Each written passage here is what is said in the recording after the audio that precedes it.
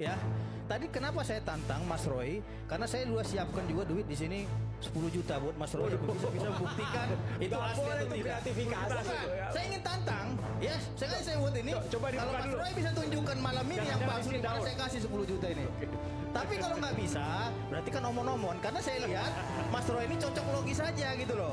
Yang katanya palsu, saya tanya hasil penelitiannya mana? Masa orang sekelas seperti Roy Suryo yang sudah berkali-kali bahkan pernah dipenjara tidak kapok-kapok dengan menyebarkan berita-berita bohong.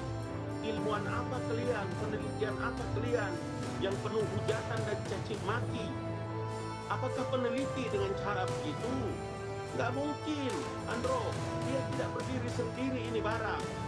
Itulah kenapa saya berkali-kali bilang, kalau orang-orang ini punya niat baik, punya etikat baik, tidak begini cara mereka. Tidak begini cara peradabannya menghujat, mencaci maki, mencederai. Dari satu kasus ke kasus lain. Fufu, Fafa, Fufu, Pepe, dan segala macam. Nggak selesai, mereka pindah lagi. Nggak selesai, pindah lagi. Assalamualaikum, jumpa lagi bersama saya di channel YouTube-nya Febri Adi. Gimana kabar teman-teman semuanya? Gua harap kawan-kawan semuanya baik-baik selalu, sehat-sehat selalu, serta dimurahkan rezekinya. Amin. Ada-ada aja tingkah podcast satu nih. Pitra. Sampai-sampai lu mau memberi 10 juta sama si Roy Panci. Otomatis Panci pun bingung. Apa katanya, kalau seandainya lu bisa membuktikan kalau ijazah Pak Joko itu asli, gua kasih lu 1 juta. Pitra. Itulah akibat saking gondoknya orang sama Roy Panci CSG. Jadi kayak gitulah jadinya.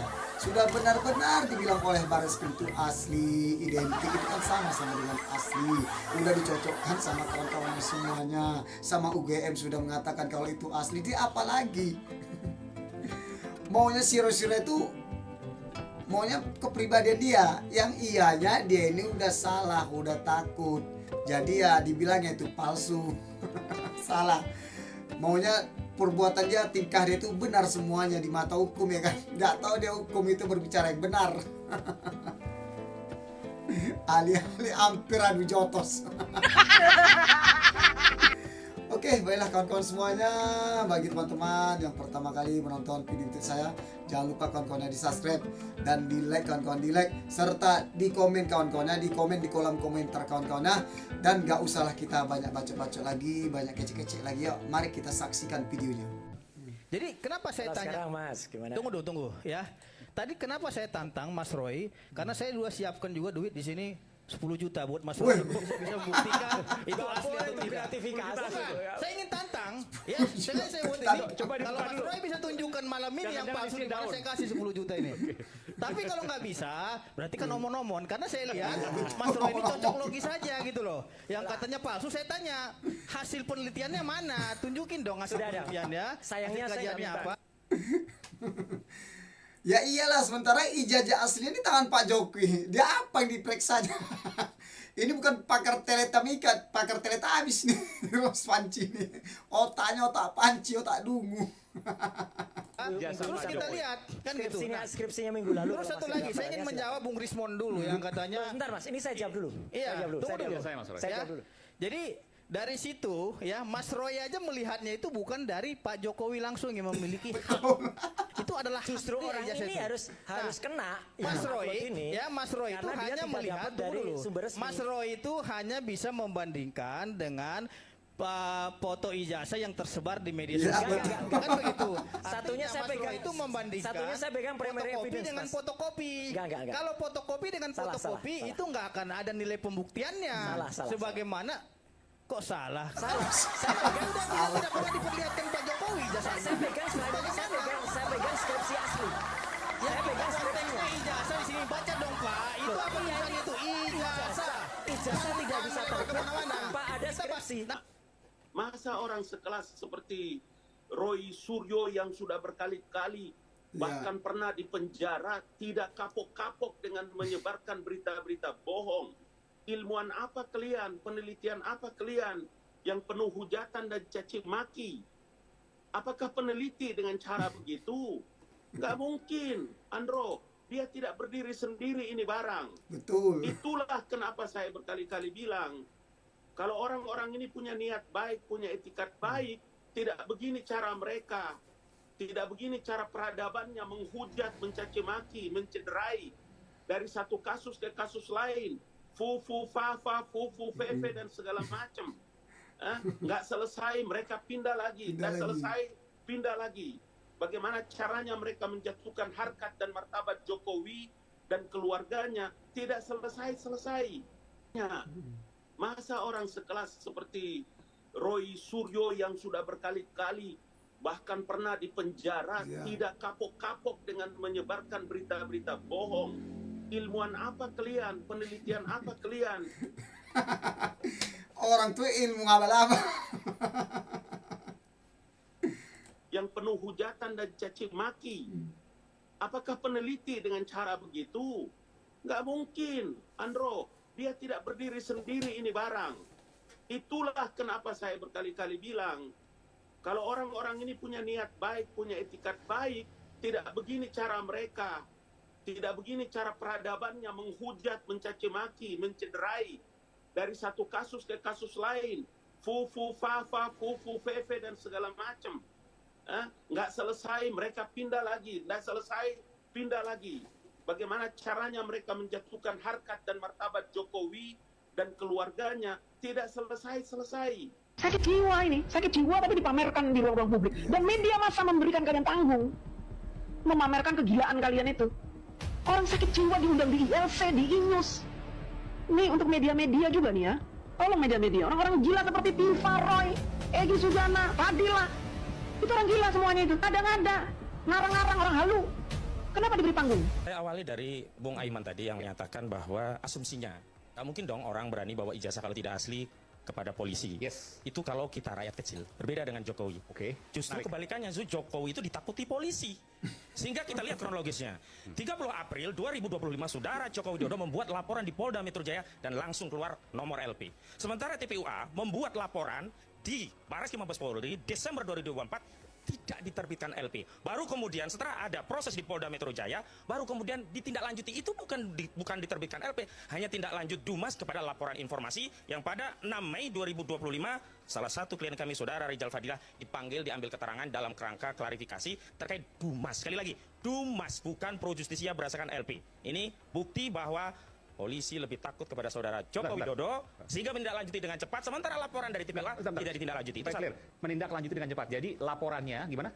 Laporan Saudara Joko Widodo 30 April langsung diterbitkan LP. Oke. 2025. Laporan TPUA Desember 2024 tidak kunjung diterbitkan nomor LP, hanya diarsip di Dumas. Baru setelah bergulir di Polda Metro Jaya, laporan Saudara Jokowi yang di Barreskrim tiba-tiba ditindaklanjuti dengan klaim bahwa ini sudah 90%, tinggal 10%. Seolah-olah ujungnya itu hanya pada dites laboratorium forensik. Pak Arianto akan jawab, tapi itu yang pertama. Saya lanjutkan dulu. Oke, baik. silakan. Selanjutnya, saya juga ingin mengkritik kinerja institusi Polri. Klien kami diperiksa ada yang dari jam 10 pagi sampai jam 11 malam. Bukan 2 jam, 10 pagi 11 malam. Kami tanya, ini kan aduan. Aduan itu delik yang sifatnya hanya bisa dijalankan kalau ada orang yang merasa tercemar. Ada beberapa yang dipertanyakan. Pertama, terlapornya siapa? Tidak dijawab oleh institusi Polda Metro Jaya. Sementara klien kami harus memberikan keterangan tentang sebuah peristiwa yang kalau terlapornya itu salah satunya adalah keluarga, tentu klien kami bisa menolak. Karena ini sama saja menjerumuskan keluarga. Apalagi kalau terlapornya klien kami. Nah itu. Nah kalau saya mau pakai nalarnya Pak Arianto. Itu terlapor apa itu, Pak? Kayak mana pengaduan kalian mau didengarin?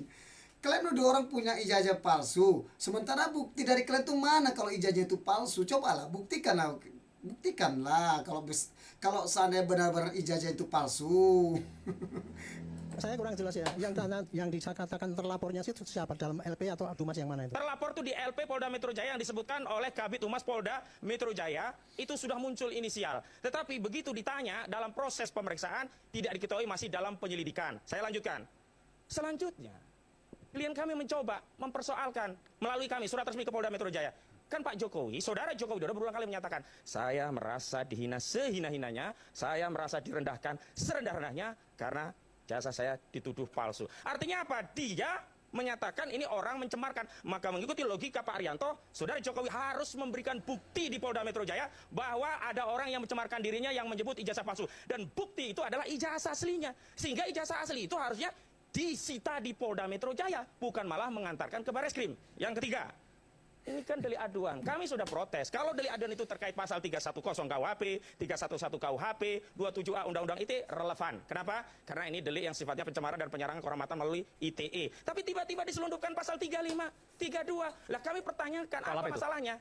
35. Pasal 35 itu memasukkan dokumen yang tidak otentik seolah-olah otentik atau sebaliknya, dokumen tanpa izin, sehingga ini ancaman pidananya berapa? Yang pasal 35 itu 12 tahun penjara, yang pasal 32 itu 8 tahun penjara. Yang kami baca ini ada motif mengkriminalisasi klien kami dengan menyelundupkan pasal-pasal yang ancaman pidana di atas 5 tahun, sehingga menurut KUHP penyidik berwenang untuk melakukan tindakan ya penahanan kepada tersangka karena terpenuhi syarat objektif. Ini apa? Ancaman pidana yang diberikan minimal 5 tahun. Selanjutnya saya juga tanya ke Polda Metro Jaya, juga tidak pernah dijawab.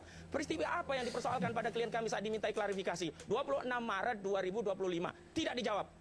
Padahal terperiksa yang harusnya lebih diberi penjelasan, tapi setelah kami diperiksa, terkhususnya setelah Pak Roy dan Dr. Tifa, baru Kabid Humas Polda Metro Jaya menyatakan peristiwa itu ada di Karet daerah Jakarta Selatan, ya, yang saat itu Pak Jokowi katanya melihat sejumlah video yang dia tidak berkenan, dianggap itu pencemaran, lalu koordinasi dengan sejumlah pengacara, maka ditemukan 24 video. Kenapa itu tidak disampaikan kepada klien kami saat pemeriksaan? Dan kenapa pula peristiwa yang dipersoalkan adalah peristiwa Jokowi melihat video, bukan peristiwa klien kami dalam video-video yang dianggap pencemaran atau fitnah. Selanjutnya, kami Masya Allah, ada klien kami Egy Sujana sakit, mengajukan alasan sakit, undang kerasi tidak bisa, tetap saja diundang. Ini mohon maaf, ini namanya proses penegakan hukum atau mengancam rakyat. Nanti pura-pura sakit aja karena dipanggil ya kan. Karena dia udah tahu kalau orang Bareskrim bilang kalau ijazah Pak Jokowi itu identik alias asli. Jadi alasannya itu sakit, langsung dia pergi berobat ke luar negeri. Macam si Roy dulu kan kayak gitu. Gitu datang panggilan gak datang. Datang panggilan gak datang, alasan dia sakit. Alasannya pura-pura sakit. Mengkriminalisasi rakyat. Jokowi akhirnya sudah berespon terhadap hasil keputusan Bareskrim. Istana juga sudah berespon. Tentu kalau Roy Suryo CS paling dulu berespon. Ya, dan itu sudah kita tayangkan di video sebelumnya. Sekarang kita masuk pada respon Jokowi di Solo. Kali ini tanpa beberapa wartawan. Ya, kita akan coba lihat bagaimana tayangannya. Beliau berespon tentang Insinyur Kasmujo, berespon tentang tuduhan ini itu dan sebagainya. Wawancara di rumah Pak Jokowi. Kita dengarkan dulu. Pak, ini polemik ijazah ini juga merembet tentang keabsahan skripsi, Pak. Pak Jokowi juga dipertanyakan. Ya nanti kalau merembetnya kemana-mana ya nggak akan selesai-selesai. Skripsinya kan juga sudah, skripsi ini juga ada di perpustakaan Fakultas Kehutanan ada. Dulu kita menyerahkannya di bagian pengajaran, kan ada semua. Jadi cek lagi aja. Setelah ngecek ijazah, ngecek skripsi, nanti ngecek KTP, ngecek KK, ngecek SIM, semuanya dicek semua. Ya boleh juga idenya ya, cek KTP, cek SIM, kan kita juga biasa dicek. Nah, kemudian di wawancara berikutnya muncul juga penjelasan tentang Kasmujo ya, yang ternyata bukan pembimbing skripsi. Kita simak. Pak, satu lagi Pak, yang soal Pak Kasmujo kemarin kan sempat berstatement kalau beliau bukan pembimbing skripsi. Sebenarnya Pak Kasmujo ini sebenarnya... Iya memang bukan pembimbing skripsi, Pak Kasmujo memang bukan pembimbing skripsi. Pembimbing skripsi saya itu adalah Profesor Dr. Insinyur Ahmad Sumitro. Tapi kata si Roy Suryo, guru pembimbing skripsinya si Kasmujo. Nampak kayaknya si Roy Suryo CS nih pakar teletabis bukan pakar telematika. Dibilangnya Kasmujo.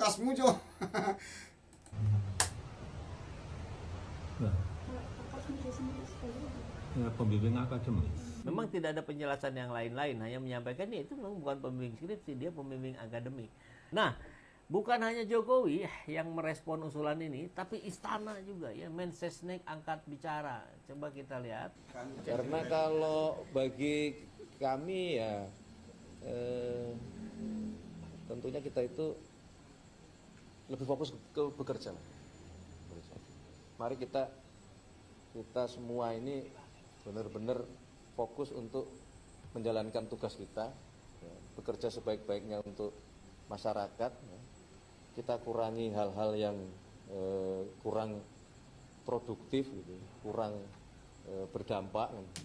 Begitu ya, menurut Mensesnek, kurangi hal-hal yang tidak produktif, fokus membangun negeri. Ya. Pak Yanto, bukankah sebenarnya kalau dalam perkara perdata dulu harus didahulukan? Oh enggak ada. Beda perdata dengan pidana beda Pak. Betul, dimensinya berbeda. Diselesaikan dari pidana. Tidak ada begitu Pak. Itu kalau sengketa rumah ini satu mengatakan ini. Nah kalau yang ini perdataannya nggak pas, kalau ternyata diuji ternyata dalam perdatanya yang uji itu siapa? Nah itu Pak. Kan pemalsuan itu kan pidana. Ya. Yang uji ya harus ranah pidana Pak. Aduh, itulah akibat kebodohan si Roy Panci ini. Otaknya otak panci, otak kaleng. Yang taunya di matanya itu selalu aja salah orang, Yang benar tuh dia, tapi kan dia nggak tahu kalau semua itu kan udah ada semuanya, proses hukumnya itu kan ada semuanya, undang-undangnya itu kan ada semuanya. Jadi ngapain lah lagi ente Roy Panci mengeles-ngeles lagi, mengatakan semua itu salah. Hampir itu dijotosan. Iya. Oke, baiklah kawan-kawan semuanya. Terima kasih banyak kawan-kawan yang telah menonton video saya sampai selesai kawan-kawan. Tak kenal maka tak sayang. Salam satu jiwa. Wassalam.